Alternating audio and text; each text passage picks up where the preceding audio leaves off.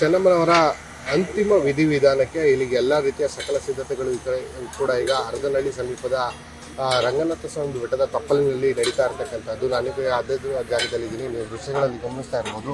ಈಗಾಗಲೇ ಏನು ನಿನ್ನೆ ಬಂದಿದ್ದಂತಹ ವಾಸ್ತು ತಜ್ಞರಿಂದ ಏನು ಗುರುತು ಮಾಡಿತ್ತು, ಅದೇ ಜಾಗದಲ್ಲಿ ಇದೀಗ ಅವರ ಅಂತಿಮ ವಿಧಿವಿಧಾನಗಳಿಗೆ ಎಲ್ಲ ರೀತಿಯ ಸಿದ್ಧತೆಗಳನ್ನು ಮಾಡಿಕೊಂಡಿರ್ತಕ್ಕಂಥದ್ದು. ರೇವಣ್ಣರವರಿಗೆ ವಾಸ್ತು ತಜ್ಞರು ಒಂದಷ್ಟು ಸಲಹೆಗಳನ್ನು ಕೊಟ್ಟಿದ್ರು. ಅಂದರೆ ದಕ್ಷಿಣದಲ್ಲಿ ಮತ್ತು ಪಶ್ಚಿಮದಲ್ಲಿ ಅಂತ್ಯಕ್ರಿಯೆ ನಡೆಯುವಂತಹ ಜಾಗದ ದಕ್ಷಿಣ ಮತ್ತು ಪಶ್ಚಿಮದಲ್ಲಿ ಭಾರವಾಗಿ ಇರಬೇಕು ಅನ್ನುವಂಥ ನಿಟ್ಟಿನಲ್ಲಿ ಅದೇ ಕಾರಣಕ್ಕಾಗಿ ಏನು ಅಂತ್ಯಕ್ರಿಯೆ ಜಾಗದ ದಕ್ಷಿಣ ಮತ್ತು ಪಶ್ಚಿಮದಲ್ಲಿ ಸಾರ್ವಜನಿಕರ ಗ್ಯಾಲರಿಗಳನ್ನು ಈಗ ಮಾಡಿರ್ತಕ್ಕಂಥದ್ದು. ಸುಮಾರು 50,000 ಆಸನಗಳನ್ನು ಈ ಒಂದು ಜಾಗದಲ್ಲಿ ಹಾಕಲಾಗಿದೆ ಅನ್ನುವಂಥ ಮಾಹಿತಿಯನ್ನು ರೇವಣ್ಣರವರು ಸ್ವತಃ ಮಾಧ್ಯಮಗಳಿಗೆ ಮಾಹಿತಿಯನ್ನು ಬಿಚ್ಚಿಡುವಂಥ ಪ್ರಯತ್ನವನ್ನು ಮಾಡಿದ್ರು.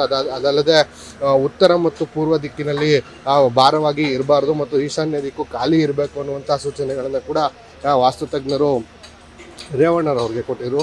ಅದೇ ಮಾದರಿನಲ್ಲಿ ಈಶಾನ್ಯ ಭಾಗದಲ್ಲಿ ಖಾಲಿಯನ್ನು ಬಿಟ್ಟು ಏನು ಉತ್ತರ ಮತ್ತು ಪೂರ್ವ ಭಾಗದಲ್ಲಿ VIP ಗ್ಯಾಲರಿಗಳನ್ನು ಕೂಡ ಮಾಡಿರ್ತಕ್ಕಂಥದ್ದು. ಅಲ್ಲದೆ ಬರುವಂತಹ ಎಲ್ಲ ಸಾರ್ವಜನಿಕರಿಗೂ ಕೂಡ ಯಾವುದೇ ರೀತಿ ತೊಂದರೆ ಆಗಬಾರ್ದು ಅನ್ನುವಂಥ ನಿಟ್ಟಿನಲ್ಲಿ ಸಾಕಷ್ಟು ಮುತುವರ್ಜಿಯನ್ನು ವಹಿಸಿ ಎಲ್ಲ ರೀತಿಯ ಸಿದ್ಧತೆಗಳನ್ನು ಖುದ್ದು ರೇವಣ್ಣರವರೇ ಪರಿಶೀಲನೆಯನ್ನು ಮಾಡಿರ್ತಕ್ಕಂಥದ್ದು.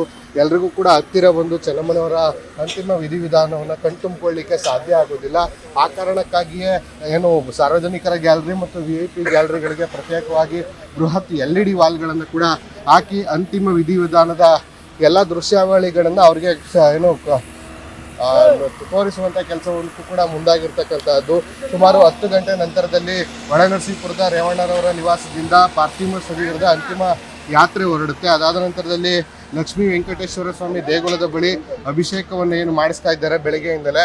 ಅಲ್ಲಿನ ತೀರ್ಥ ಪ್ರೋಕ್ಷಣೆ ಆದ ನಂತರದಲ್ಲಿ ಪಡುಲಿಪ್ಪಿಗೆ ತೆರಳುತ್ತೆ. ಪಡುಲಿಪ್ಪಿನಲ್ಲಿ ಏನು ಚೆನ್ನಮ್ಮನವರ ಒಡವೆಯನ್ನು ಅಡಮಾನವಿಟ್ಟು ಏನು HD ದೇವೇಗೌಡರು ಜಮೀನನ್ನು ಖರೀದಿ ಮಾಡಿದ್ರು. ಆ ಜಮೀನಿನ ಮೇಲೆ ಚೆನ್ನಮ್ಮನವರಿಗೆ ಭಾಳ ಅತೀವವಾದಂತಹ ಪ್ರೀತಿ ಇತ್ತು.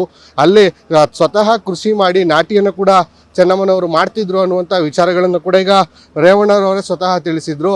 ಈ ಕಾರಣಕ್ಕಾಗಿ ಅವರಿಗೆ ಆ ಜಮೀನಿನ ಮೇಲೆ ಇದ್ದಂತಹ ಪ್ರೀತಿಯನ್ನು ಮನಸ್ಸಿನಲ್ಲಿ ಇಟ್ಕೊಂಡು ಆ ಜಾಗಕ್ಕೂ ಕೂಡ ಅಂತಿಮ ಯಾತ್ರೆ ಸಾಗುತ್ತೆ. ಅದಾದ ನಂತರದಲ್ಲಿ ಇಲ್ಲಿಗೆ 2 ಗಂಟೆ ಸುಮಾರಿಗೆ ಏನು ಪಾರ್ಥಿವ ಶರೀರ ಬಂದು ತಲುಪುತ್ತೆ. ಅದಾದ ನಂತರದಲ್ಲಿ ಒಕ್ಕಲಿಗ ಸಂಪ್ರದಾಯದಂತೆ ಎಲ್ಲ ಅಂತಿಮ ವಿಧಿವಿಧಾನಗಳನ್ನು ನೆರವೇರಿಸಲಾಗುತ್ತೆ.